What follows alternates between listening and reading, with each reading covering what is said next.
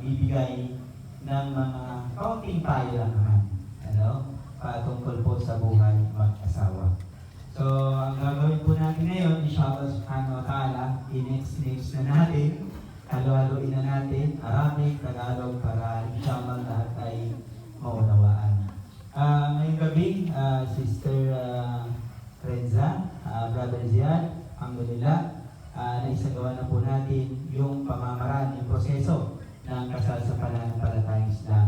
Bago tayo doon sa payo po nila, bigyan ko muna kayo ng kaunting background patungkol po sa pananampalatayang Islam.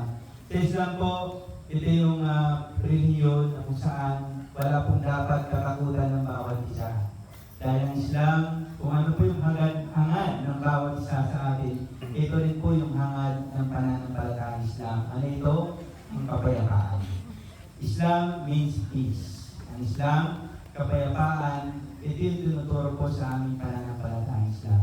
Kung hindi po kapayapaan ang pinakita ni Brother Ziad kay Sister Reza, baka hindi ito magpapakasal. Tama ba? Dahil ito po yung Islam. So, kumbaga, huwag maging hadlang.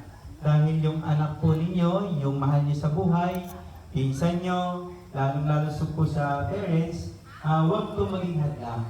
Upang, kumbaga, lumayo yung loob niyo sa anak niyo dahil siya ay nakapag-asawa ng Muslim. Huwag sana.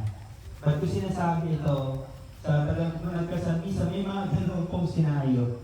Hindi po may iwasan. Ngunit, mainam na gawin natin bilang mga magulang, suportahan po sila.